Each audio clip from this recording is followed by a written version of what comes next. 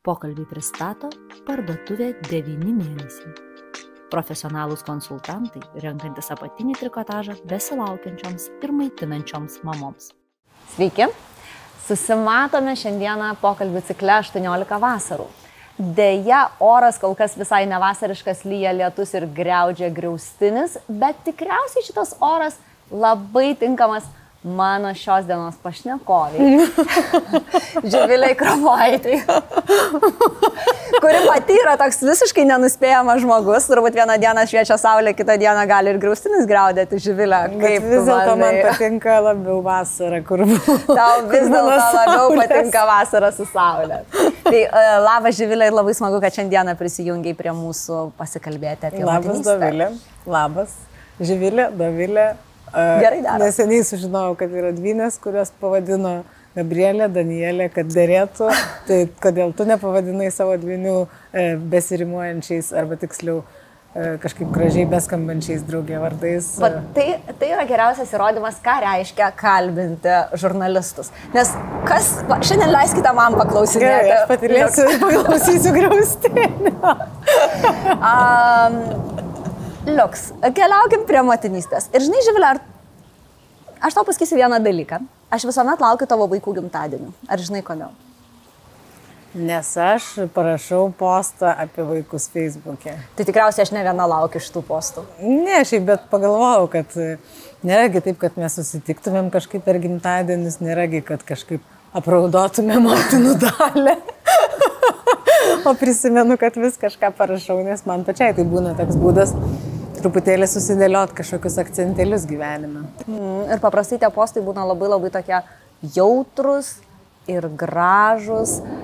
Bet ar viskas toj motinystėj taip jautru, gražu ir paprasta? Gal kaip atrodo iš tavo postų? Iš postų man dar pačiai atrodo, kad jie patys, dabar aš jau pradėjau pastebėti, yra vienas į kitą panašus, kas tikrai nėra motinystė. Vienas į kitą panaši diena, arba viena į kitą panaši diena, arba kažkoks vienas į kitą panašus vaikas. O kad tikrai viskas labai paprasta, tai žinoma, kad ne. Man atrodo, žinai, kaip, kad iš vis labai nepaprasta. Aš pirmą kartą supratau, kad kai mano vaikai dabar jau kokias 8 savaitės iš eilės eina į darželį ir kai yra šilta ir kai aš turiu tokį balansuojamą kažkokį darbų grafiką, aš netgi galiu pasakyti, kad man pirmą kartą gyvenime, aišku, iki tol, kol jie susirgs, yra lengva. Aišku, vis tiek sunku, nes yra daug iššūkių, kuriuos reikia nuolat spręsti. Yra visokių sunkumų su pačiais vaikais, susijusių su jų kažkokiais emociniais dalykais, su jų raidos etapais, su mano gebėjimu išsiilsėti ir būti visur gera. Bet nebėra bent jau tokio, nežinau, kad pirmadienį išleidai darželį, trečiadienį jau tikrinėsi, ar yra kokiu nors viruso požymių, o kažkaip vasarą, bent jau mums pirmą vasarą, kai to nebėra, tai man tiesiog aš jaučiu, kad yra tikrai lengviau ir jeigu kas nors man būtų sakęs, kai mano vaikui ten, tarkim, pirmam buvo kokių pusę metų, kad čia tau palengvės, būtent tada man būtų atrodę, kad labai negreit.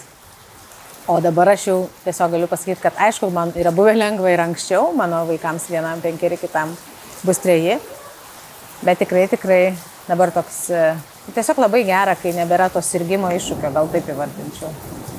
Kurį laiką nebėra, nes kaip žino tokios mamos, kurios turi visokių įsitikinimų, aš galbūt stengiuosi jų neturėti, bet vis tiek pasakau, kad vaikai neserga ir tada suserga taip. Tai geriau būčiau to nesakęs. Bet žinai, tu pasakai vasarą, va šitą vasarą tarsi truputėlį lengvesnė. Ar tu prisimeni vasaras iki vaikų, iki kol tu tapai mama? Kokios jos būdavo? Na, galbūt buvo mažiau klimato kaitos padarinių ir nebūdavo taip, kad 5 minutės karšta, 5 toks oras kaip dabar, kuris purškia mums į marškinius, bet mes kol kas laikomės. Mes kol kas laikomės ir tikėtina laikysimės, nes mes juk viską atlaikome. Aš atsimenu, kad vasaras, kai aš jau buvau tokio amžiaus, kai aš norėjau vaikų, bet mano gyvenime neatsirado tinkamo žmogaus, su kuriuo aš tų vaikų turėčiau, Tai aš aktyviai gana norėdavau tų vaikų ir tam, kad aš užsimirščiau tokį savo šeimininį poreikį, aš tiesiog labai daug dirbdavau ir man tos vasaros, aišku, kad jos turėdavo savo žavesio, bet joms baigiantis man ateidavo toks štai priminimas, kad žiūrėk, dar viena vasara, nudžiuvo lapai, nugelto ir viskas aplinkui geltonuoja, o tu štai dar neišpildai savo kažkokios svajonės. Tai aš neatsimenu tų vasarų kaip kažkokio, oi, aš čia į vieną festivalį, į kitą, čia aš visur varinėju, čia aš tokia faina. Aš tas paskutinės vasaras tokias prisimenu labiau kaip persidirbimo vasaras, o dar ankstesnės vasaras, tai prisimenu, man vaikystės vasaros yra ypatingo ryškumo ir ypatingos svarbos ir močiutės kaime ir Vilniuje aš augau, bet priemiestį ir mes su kaimynų vaikais uzurpuodavom visus aplinkinius namus ir jų pamatus ir ten būdavo štabai. Toks neseniai įsiaiškinau yra Vilniaus fenomenas štabai. Prikurdavom visur, pristeigdavom štabų, rengdavom visokias ten demonstracijas, spektaklius. Tai vasaros man yra ypatingas laikas, aš labai jų troškau, laukiau ir vos joms atėjus, kaip ir dabar, vis dėlto jau pradėdavau skaičiuoti minutės iki jų pabaigos. O dabar vasaros su vaikais, kaip jos pasikeitė ir ką apskritai tavo gyvenimą, taip tokia plačiaja prasme atnešė vaikų gimimas? Atsakant į antrąjį klausimą, arba tiksliau gal pirmąjį atsakykime mažai žingsneliais, tada paprasčiau. Mano vasaros dabar, kas tikrai joms yra ryškaus nutikę, bet aš čia irgi gal apie logistiką pirmiausia noriu kalbėti, kad aš labai ryškiai anksčiau atsikeliu. Aš nebūdavau rytų žmogus, man norėdavosi miegoti labai ilgai ir kartais atsikėlus 11 vasarą yra gana gaila, jau iš dabartinių perspektyvų aš galiu pasakyti, nes dabar aš atsikeliu pavyzdžiui 7, jau aš per langą matau, kaip bėgioja žmonės, vedžioja šunis, jau yra prasidėjęs jų gyvenimas ir nebūtinai jie ten lekia į darbą. Ir aš irgi tada prie jų jungiuosi, vesdama vaikus į darželį arba atiduodama vaikus vyrui, o pati išeidama į kažkokį tai darbą. Ir aš matau, kokie yra geri ir gyvybingi ir kokie lėti gali būti rytai, net jeigu atrodytų, kad tai yra laikas, kai visi skuba. Kažkokiu būdu man tada kyla toks susižavėjimas žmonėmis, kurie 7 ryto ten saulėje prie fontanų sugeba sėdėti kaviniai. Ir man tada atsiranda iš tikrųjų labai daug įkvėpimo ir man tada pasidaro labai džiugu, kad aš irgi dabar anksti atsikėliau ir kad taip aš eisiu miegoti gal anksčiau negu eidavau praeityje, bent jau jeigu pavyks, bet bent jau būsiu išsimėgavus ir nepramiegojus arba nepradirbus visų gyvenimo rytų. Tai mane tas tikrai labai žavi, ypač kai yra gegužė, kai yra birželis, kai yra labai žalia. Net jeigu ir lyja, žodžiu, man tas momentas yra vasariškas, toks labai ryškus pasikeitimas. Aišku, laiko planavimo prasme irgi atostogos, kurios man atrodo vis dar, kad jeigu tu atostogauji su vaikais, tai jeigu vaikai yra tokie kaip mano amžiaus, aš vis dar neįsivaizduoju tokio atostogavimo, kaip anksčiau aš mėgdavau ten pagulėti pliaže ir paskaityti knygą. Aš negaliu dar sau leisti vaikam leisti lakstyti link jūros, kiek jie gali. Aš visą laiką turiu juos prižiūrėti, nebent mane kažkas pavaduoja, arba draugė su manim šią užduotį atlieka. Tai mano tas toksai kažkoks toks, aš čia savo dabar pabūsiu prie jūros ir čia pavaikščiosiu po pliažą ir paskui gulėsiu, paskaitysiu knygą, tai to aš jau labai seniai nepatyriau, bet norėčiau ir tikiu, kad ir vis girdžiu, visi sako, kad labai greitai vaikai užauga, kad čia reikia visko mėgautis, kad čia prabėgs, nenorės su tavimi bendrauti, tratata. Aš viską tą suprantu, dėl to nesiskundžiu ir neziziu, kad oi, kaip man trūksta laiko savo. Stengiuosi bent taip nedaryti. Tai čia apie vasaras, o bendraja prasme, tai nežinau, ko mane pakeitė. Aš vakar apie tai galvojau, nes buvau vienam tokiam mamų susitikime, kaip tokia atseit viešne. Ir ką aš tikrai supratau ir ko visai nesitikėjau, kad pasakysiu, kad anksčiau būčiau nesitikėjus, kad vis dėlto vaikai nėra absoliučiai joks trukdys niekam, kad motinystė atneša daug pasitikėjimo savim, aiškaus susidėliojimo, kur nereikia švaistyti laiko aiškaus žinojimo arba aiškesnio, ką tu nori daryti, ką tu gali daryti, ką tu vertini savyje ir kaip tu priėmi tai, kaip kiti tai vertina. Tai man visą tai visgi davė motinystė, nors kai mano pirmam vaikui buvo metai arba 2, aš gyvenime to nebūčiau pasakius, aš būčiau galvojus viskas, kaip aš čia dabar ir fiziškai, ir kaip aš čia sugrįšiu į kažkokį tai, aš nebuvau niekada atitrūkus visiškai nuo darbo, bet kažkokį tai įprastesnį režimą. Dabar aš jaučiu, kad aš tiesiog, bent jau šiuo metu, stojuosi ant savo pačios kažkokių kojų, tokių tvirtų, ant kurių nelabai kada ir stovėjau. Tai aišku, kad visa tai duoda daug sunkumų, daug ten nemiegojimo, dar kažko, apie ką mūsų mamos ir močiutės pasakytų, taigi ką jūs juokaujate šiais laikais, labai sunku vaikus auginti, juk mūsų laikais tai tikrai buvo sunku, bet vis tiek, nepaisant to, ką jos sako, linkėjimai jums mamos bei močiutės, bet tikrai vis tiek nelengva yra ta motinystė, man atrodo, šiais laikais.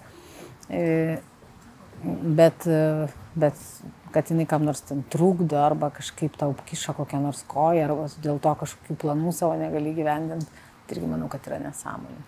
Bet ar tu sakai, kad būtent tapsmas mama tau tarsi tokį sustiprino tavo stuburą, tavo tokį... Man atrodo, kad vis dėlto tu po truputėlį atsirenki. Gal aišku, tai yra kažkokie amžėjimo, nežinau, nuo kurio amžiaus tinka sakyti amžėjimo, tapimo vyresnių ir ten brandos dalykai. Turbūt, kad tai irgi labai labai svarbu, nes žmonės, kurie neturi vaikų, manau, irgi ir taip girdžiu, vis labiau džiaugiasi gyvenimu, vis labiau įvertina save pačius, vis labiau nešvaisto savęs. Gal man tai sutapo kažkaip su motinystė, bet draugė ir kai esi ribotas toks laikas tavo, tai tu tiesiog atsisakai jo švaistyti, tu nebeini į filmus, kurie tau bus galbūt įdomus, arba neini į renginius, kuriuose galbūt kažką įdomaus sutiksi, su kuo pabendrausi. Eini visur su tikslu ir eini ten, kur tau tikrai įdomu, arba tada gal tai reiškia, kad niekur 100 metų nebuvai. Tai, man atrodo, tai irgi visiškai normalu, bet tokio mažiau kažkokio išsitaškymo galiausiai, nes tu žinai savo pagrindinį fokusą, tokį pagrindinį, tai turiu omeny, kad savęs nepamesti irgi labai labai svarbu, bet ką tau dar labai svarbu padaryti, tai visgi neleist, kad tie vaikai augtų, nežinau, kaip nors jiems nepalankioje aplinkoje emociškai, man atrodo. Ir tada tu žinai tiesiog savo tokią esmę. Aišku, aš viską irgi suprantu, kad vaikai išeis ir čia tu sėdėsi, liksi viena ir sakysi, kur ten, ar tu savo hobį kokį turi. Bet aš ir neatsisakiau savęs, aš tikrai, man atrodo, labai labai aktyviai derinu motinystės su darbais ir tikrai labai padeda ir artimieji, ir močiučių buvimas Vilniuje, ir kažkoks bendras visų meilės anūkam ir vaikam jausmas.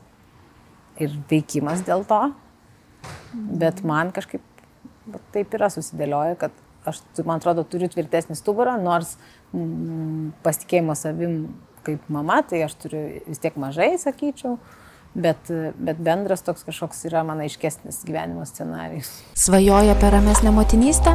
Prisijunk prie Mylų tėvai prenumeratos, kurioje rasi 90 seminarų biblioteką, atmintinės ir daugiau nei 30 specialistų nuolatinį palaikymą. Su kodu būti mama 15% pigiau. Man žinai labai rezonuoja tai, ką tu sakai, dėl to, kad man atrodo, kad aš kai tapau mama, aš išmokau labiau sakyti ne. Dalykams, kurie, kaip ir tu sakai, žinai, eiti į filmą, kuris gal bus įdomus, gal bus neįdomus, nes laikas yra labai ribotas ir jį norisi tada labai tikslingai išnaudoti. Tai čia irgi turbūt bus klišė, bet, pavyzdžiui, aš turiu draugę, kuri, kai laukėsi pirmo vaiko, ji metė antras studijas, buvo pradėjusi studijuoti psichologiją, o kai sulaukė trečio vaiko, ji tas studijas atkūrė, vėl pradėjo studijuoti ir dabar dirbti irgi. Tai ką tai reiškia?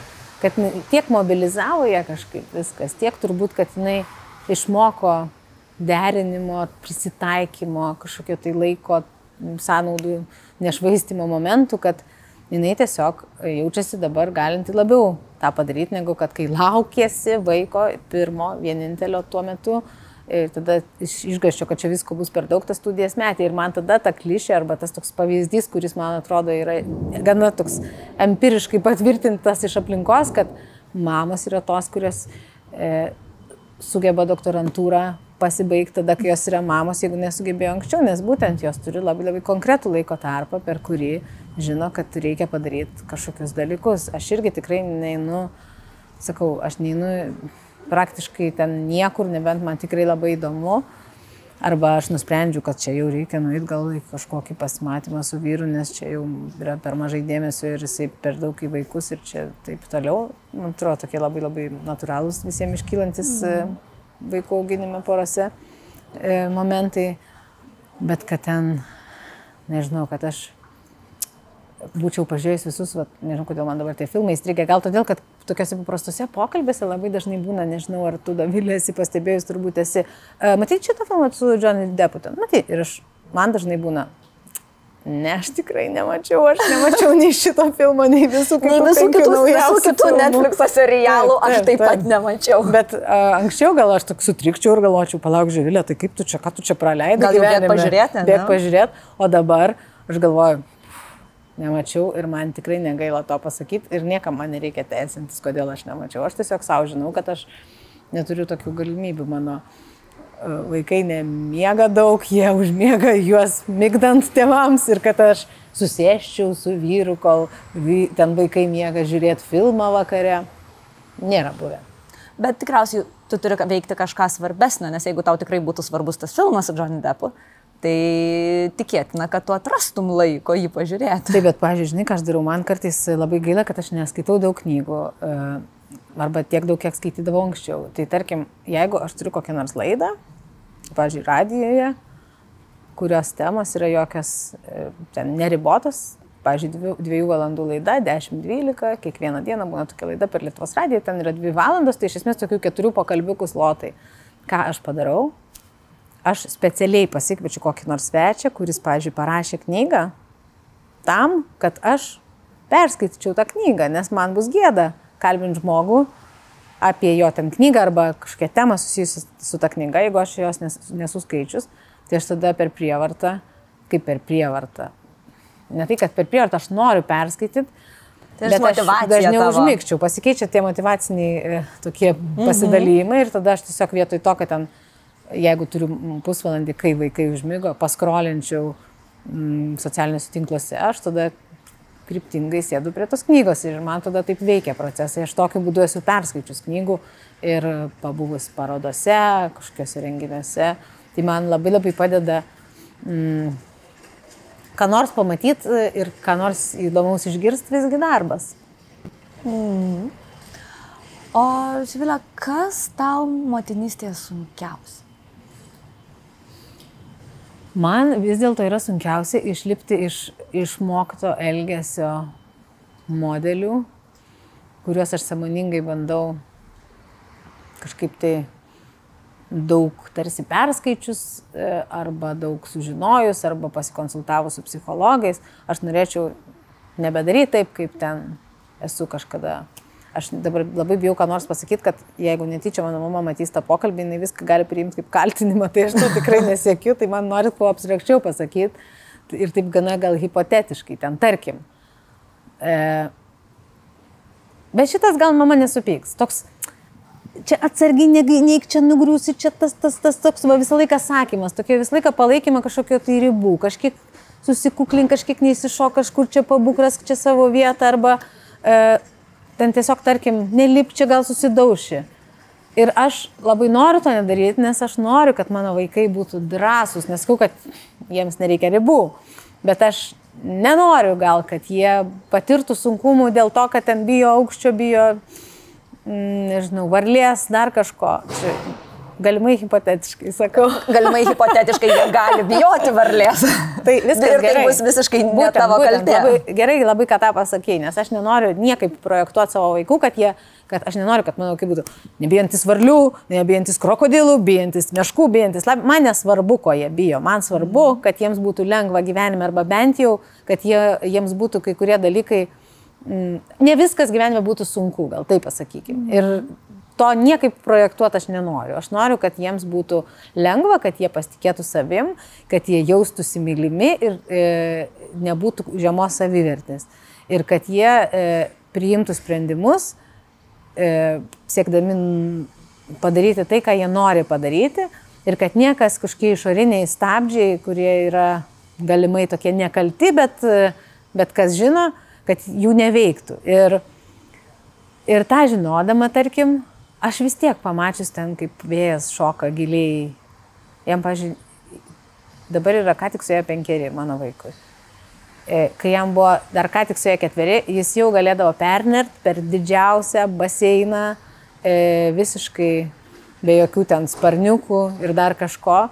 Bet aš tą pamačius, kaip jis neria į tą vandenį, ten ypatingai pirmus kartus, aš tiesiog visa nutirpstu ir man pirmas toks, prašau, čia laikykis, taip, duok aš palaikysiu, aš čia būsiu visur šalia, čia žiūrėk, kabinkis, čia gaudyk. Ir aš nežinau, ar tai reiškia, kad nuo mano tokių veiksmų jisai staiga taps ten visą gyvenimą bijantis nerti tikrai vandenį ir šiaip plačiuosius gyvenimo vandenis. Bet aš matau, kad jeigu aš taip nedarau, o šalia ten yra vyras, kuris, tarkim, nestabdo, tai jis ir išmoksta nardyti saugiai. Tai čia, nežinau, gal tokia kvaila analogija, bet man atrodo, kad man sunkiausia tie dalykai, kuriuos man kažkada darė kažkas ir aš, tarkim, norėčiau jų nebedaryti, tai man sunkiausia jų nebedaryti, nes mane labai veikia aš labai pastebiu, kad aš tiesiog darau viską taip pat. Kad ir kokia aš stengiuosi būti sąmoninga ir iš tikrųjų daug ką darau taip pat, kaip, pavyzdžiui, mano tėvai arba ten mano močiutė. Tai man tas yra sunku, nes tai nebūtinai kažkoks visada blogas elgesys, bet kartais man atrodo jis tiesiog nėra būtinas. Ir man sunkiausia kažkaip priimti, kad tu negali net labai norėdamas pasielgti geriausiai, kaip tuo metu gali su savo vaikais, kad ir tas neišeina. Man tas yra gal sunkiausia. Tarsi žinai, kaip tu norėtum pasielgti, bet... Taip, ir neišeina, ir žinai, ir neišeina. Ir tada ten, pavyzdžiui, pakeli balsą. Mano būtų buvus svajonė niekada nepakelt balsą ant vaikų, bet kiek aš jau kartu esu jį pakėlus. Ir tada atsiprašau. Ir mano vaikai, kas mane visai džiugina, kad, pavyzdžiui, sako, žiūrėk, Dės, aš dabar, tu kalbi griežtai, man nepatinka, aš jaučiuosi blogai, kai tu taip griežtai kalbi. Pasakyk man tą patį normaliai, lėtai, ramiai ir tada aš padarysiu. Ir man būna visiškas šokas ir aš galvoju, kad vis dėlto gal tada tie tokie atsiprašymai ir pasakymai, žiūrėk, aš netinkamai padariau, kad dabar pakėliau balsą, gal jie ir neveltui. Tai tas mane kažkiek guodžia šitame tokiame liūne. Bet labai gražu, tavo vaikai tau tarsi tave irgi sustabdo, grąžina į kūną, grąžina į sąmoningumą tam tikrą. Na taip, bet kiek yra situacijų, kuriuose jie galbūt nežino, kaip grąžinti ir tada aš juos nugramzdinu į kokią nors emocinę duobę. Bet jie bent jau žino, kad tai ne apie juos, tai apie tave. Tai tikėkimės geriausia, vis tiek žinokim, kad tų klaidų mes tikrai pridarom. Man gal sunkiausia, pasakysiu dar plačiau ir dar protingiau ir drauge banaliau ir tada ir kvailiau, kad sunkiausia susitaikyti su netobulumu. Susitaikyti su faktu, kad vis tiek viskas bus visada kažkiek netobulai. Ir išmokti priimti tai, kad bus taip, man yra sunkiausia. Tai gal tada turbūt psichologai pasakytų, tai nekontroliuot. Kažkaip sunkiausia yra nekontroliuot. Tarsi leisti, pasitikėti ir leisti dalykams vykti. Bet tai tas man tarkim sunku ir su kitais dalykais, ne tik su vaikais, bet su vaikais ypatingai, nes to netobulumo yra. Būna vienas kitas momentas. Jo, būna vienas kitas momentas. Bet taip pat, pavyzdžiui, aš kiek ten, nežinau, kalbėjau su kolegė, kuri Jungtinėse valstijose buvo žurnalistė daug metų, paskui pradėjo studijuoti porų terapiją Jungtinėse valstijose. Tai tarkim, kalbant ir apie porų santykius, jinai irgi sako, kad visi, kai ateina į terapiją, tai jų lūkestis turi būti ne, kad dabar mes tapsim tobula pora, o tiesiog, kad mes išmoksim gyventi netobulume tam tikrame, dėl to, kad nebūna kitaip, nes tiesiog kitaip nebūna vienu ar kitu aspektu. Yra visokių netobulumų ir tavo yra didysis įgūdis priimti ir kažkaip įvertinti ir tuo netobulumu pasidžiaugti. Tai man irgi tą sunku padaryti, aš nemoku susitaikyti ir priprast prie to, kad ir kiek kartais dėsi pastangų, vis tiek viskas kaip nors bus. Ir nebūtinai taip, kaip norėtųsi. Gal čia paslaptis tiesiog nekurti to tobulo plano, to tobulo vaizdo, kaip mes norim, kad būtų. O leistis, žinai, su tokiu smalsumu ir nukeliauti tai, kad, o kaip tai šiandien bus? O kas sakė, kad bus lengva? Tai aš nežinau, aš negalvojau, kad čia reiks tokius dalykus galvoti. Aš galvojau, kad gal bus sunkiausia išrinkti mokyklą. Gal darželį, sukontroliuoti, su kuo draugauja, su kuo ne. Kas irgi beje visiškai sudėtingas man procesas, nes yra, tarkim, vaikų, prie kurių mano vaikas Vėjas, lengvai prisitaiko, jiems norint daryti blogus dalykus. Čia taip abstrakčiai pasakiau, bet tada man atrodo, palauk. Tai kažkaip suvaldykim šitą procesą, neleiskim draugauti su tais vaikais, bet tada pagalvoji, ta prasme, tu nuo 5 metų bandysi čia kažkaip sureguliuoti atfiltruoti draugus. Atfiltruoti draugus, taip sureguliuoti vaiko gyvenimą ir paskui vaidinti, kad ašgi noriu ta būti mama, kuri supranta viską, kad jausmus visus priima, kad su jie galima pasikalbėti. Tai tada taip susimastai ir galvoji, palauk, Živilė, dabar irgi duok daugiau erdvės, kad ir kaip tai makabriškai beskambėtų, kalbant apie 5 metų vaikus. Jam bus ir 15. Taip. Ir grįžtant prie to, nuo ko mes pradėjome savo pokalbį. 18 vasarų. 18 vasarų, po kurių tikėtina mūsų vaikai iškeliaus į kažkur tai iš mūsų namų, gali būti tas nutikti ir anksčiau. Kaip tu norėtum su... Anksčiau jokių būdų neleisi. O 18 leisi? Jie galėtų Vilniui geriausia studijuoti. Londonas būtų arčiausia vieta. Nepamiršk, kad gali visai nenorėti studijuoti ir tas irgi turėtų būti mums. Okay. Ir tas galėtų būti dar kitaip skaudu, bet pagalvokim apie tas 18 vasarų ir įsivaizduokim, kad po 18 vasarų vis dėlto iškeliauja vaikai kažkur toliau nuo mūsų. Ką tu norėtum, kad tavo vaikai išsineštų? Su kokiais vertybėm, tikėjimais jie išeitų į tą platų į pasaulį? Bendrai ir kad koks mano būtų ryšys su jais. Kaip? Nežinau, aš norėčiau, kad mano vaikai tiesiog jaustųsi taip, kad gali su manim kalbėti be mano smerkimo jų apie bet ką, kad jie gali feilinti daug kartų ir kad visiškai tai nereikš, kad mano požiūris į juos kaip nors keičiasi. Tai čia gal apie santykį kalbant. O šiaip tai man labai norėtųsi, kad jie būtų smalsūs, kad jie pasitikėtų savim, savo norais, savo pomėgiais ir kad jie tiesiog žinotų, ką aš jau irgi dabar žinau, bet ne iš karto supratau, kad jeigu nori, kad kažkas pavyktų, reikia tiesiog 100 kartų pabandyti ir viskas, o ne 2 kartus pabandžius verkt. Čia kaip ir, žinai, tave pamatai, tai man apie miegą tada galvot noris vaikų, tai aš labai gerai atsimenu save, kai ten pirmus kelis mėnesius vėjo migdau ir kai ten tos miego fazės keičiasi, išsibūdina vaikas.